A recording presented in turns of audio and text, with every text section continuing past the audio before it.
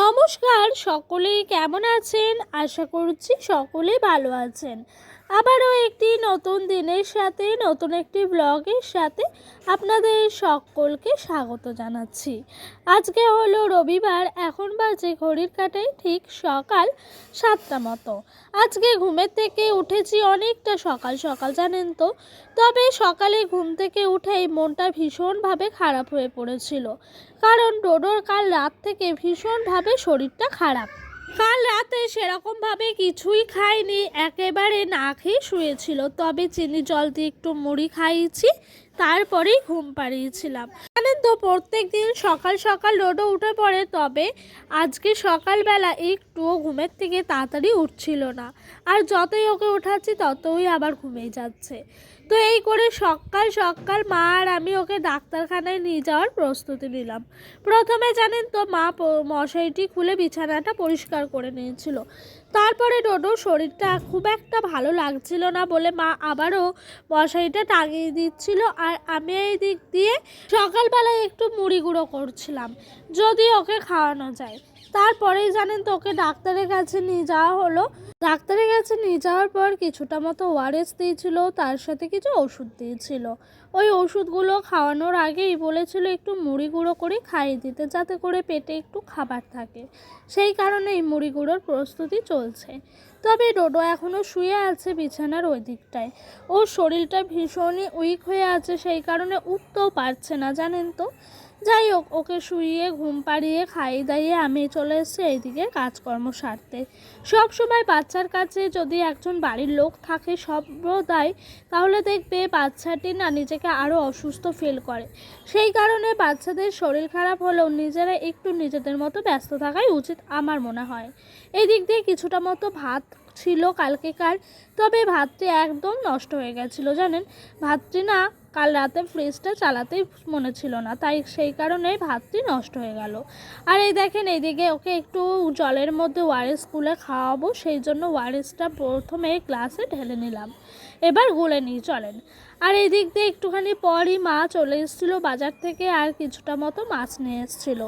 তবে ডাক্তার বলেছে একদম পাতলা করে মাছের ঝোল খাওয়াতে, তাছাড়া বেশি কিছু রিচ খাবার ওকে দেওয়া যাবে না। সেই কারণেই মা একদম জ্যান্ত মাছের মধ্যেই কাটা মাছগুলো নিয়ে আসলো। তবে এই মাছগুলো দিয়েই দুটো দুটো করে ওকে ভাত খাওয়ানো হয়েছে। আর এইদিকে আমি কিন্তু মাছগুলো বাছতেও চলে এসেছি কলের পাড়ে। জানেন তো, সকালবেলা থেকে এরকমভাবে সংসারের কাজকর্মগুলো একটু সেরে নেওয়ার চেষ্টা করি। নিজে যদি একটু বসে যাই না, সারাদিনের কাজকর্মগুলো দেরি হয়ে যায়। সকাল থেকে বেশ তোড়জোড় নিয়ে স্মার্টলিভাবে সংসারের কাজগুলো সারি। সেটা হোক না আমার বাপের বাড়ি, হোক সেটা শ্বশুর বাড়ি। আমার যেখানে সেখানে কাজ করতে ভীষণ ভাল লাগে। যেখানে সেখানে বলতে আমি যেখানেই যাই না কেন কাজ করে খাই। আমার মনে হয় যে কারোর ওপর ভরসা করে বেঁচে থাকার থেকে নিজে কাজকর্ম করে খাওয়াটাই একদমই ভালো।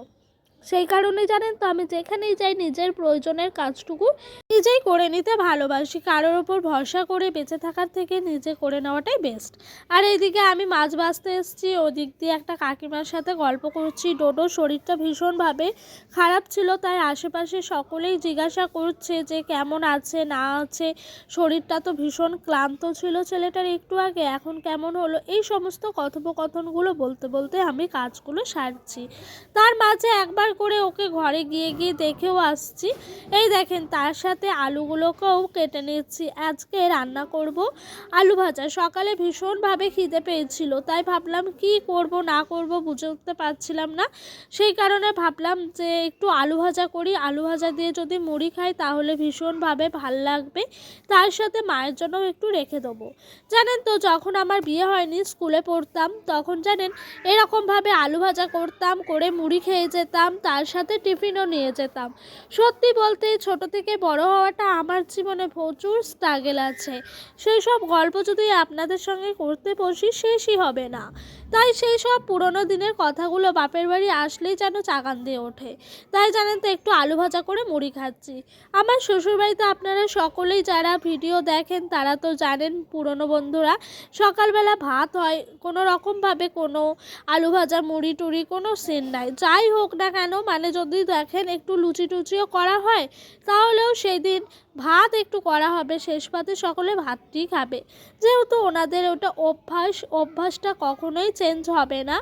আর আমার বাপের বাড়ি এদিকে সকলেই সকালবেলায় এই যে আলু ভাজা করে মুড়ি খায়।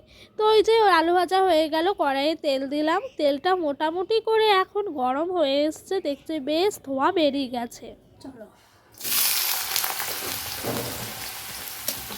অল্প মতোই আলু ভাজা করলাম জানেন, এই একটা আলু তার সাথে আর অর্ধেক দিলাম, মানে আর একটা অর্ধেক আলু ডোডোর জন্য করা হয়েছিল, ওকে করে খাইয়েছিলাম, মানে আলু সিদ্ধ ভাত করে খাইয়েছিলাম, তার সাথে দুটো মতো কাঁচা লঙ্কা দিয়েছি।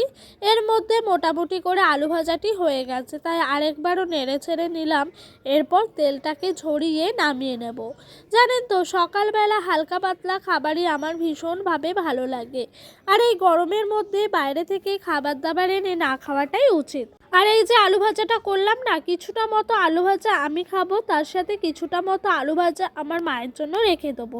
মাও একটু আলু ভাজা মুড়ি খাবে, যেহেতু মা আস্তে আস্তে অনেকটা লেট হয়ে যায়, আর আসার পর মানে বাড়ি আসার পর মা বলে প্রচণ্ডভাবে খিদে পেয়েছে, সেই কারণে ভাবলাম মায়ের জন্য একটু বানানো যাক, মানে দুজনেরই আর কি হয়ে যাবে খাওয়া।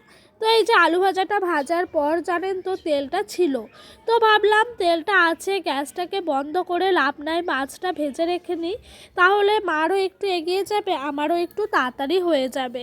আর ওই দিক দিয়ে একটু ভাত রান্না করব।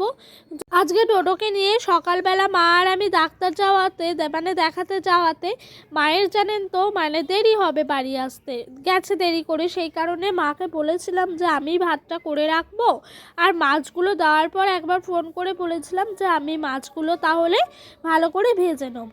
তো সেই কারণেই জানেন তো আর বেশি দেরি না করে কাজকর্মগুলো করে নিচ্ছি। তবে ডোডো এখনও অবধি ঘরে শুয়ে আছে, এই দেখেন এখনও অবধি আমার বিছানা তোলা হয়নি, এখন বাজে 9:30 মতো।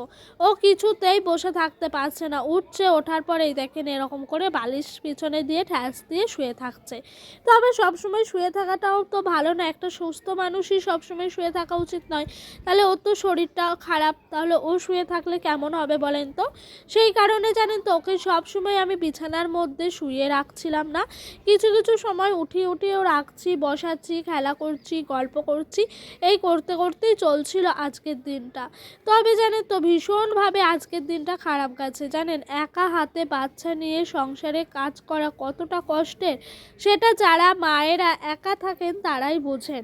আমি বিশেষ করে শ্বশুরবাড়িতে এরকম খুব একটা ফিল করি না, যেহেতু ডোডোর বাবাকে বললেও থাকে, ও কাজগুলো ঠিক ম্যানেজ করে নিয়ে থাকে, তার সাথে শ্বশুরমশাই শাশুড়ি মা তো আছেনই, অতটাও অসুবিধা হয় না, হয়তো বা আমি ছেলে ধরি, ওনারা হয়তো কাজ করে নেন কষ্ট করে, সেরকমভাবেই ঠিক চলে যায়। কিন্তু আমার এখানে আসলে একদমই হয় না, আমার মা যেই কর্মসূত্রে আছেন সেখানে জানেন তো না গেলে একেবারেই হয় না, তাই যতই কষ্ট হোক না কেন ছেলে নিয়ে একা হাতে আমাকে কিন্তু করতেই হয়।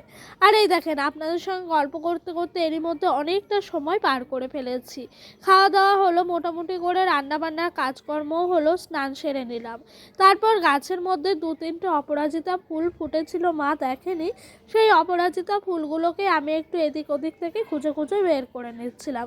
এখন স্নানটা সেরে নিয়েছি তো ঠাকুরের ওইখানে দিয়ে দেবো, সেই কারণে। তো বন্ধুরা চলেন আজকের মতো এখানেই বিদায় নিচ্ছি, আপনাদের সঙ্গে দেখা হবে আবারও একটি নতুন দিনের সাথে, নতুন একটি ব্লগের সাথে। সকলেই ভালো থাকবেন, সুস্থ থাকবেন, আর হ্যাঁ নতুন পুরনো সকল বন্ধু এভাবেই আমার পাশে থাকবেন, আপনাদের ভালোবাসার সাপোর্ট আমার একান্ত প্রয়োজন। আজকের মতো এলাম, আবারও আসছি কোনো একটি নতুন দিনের সাথে।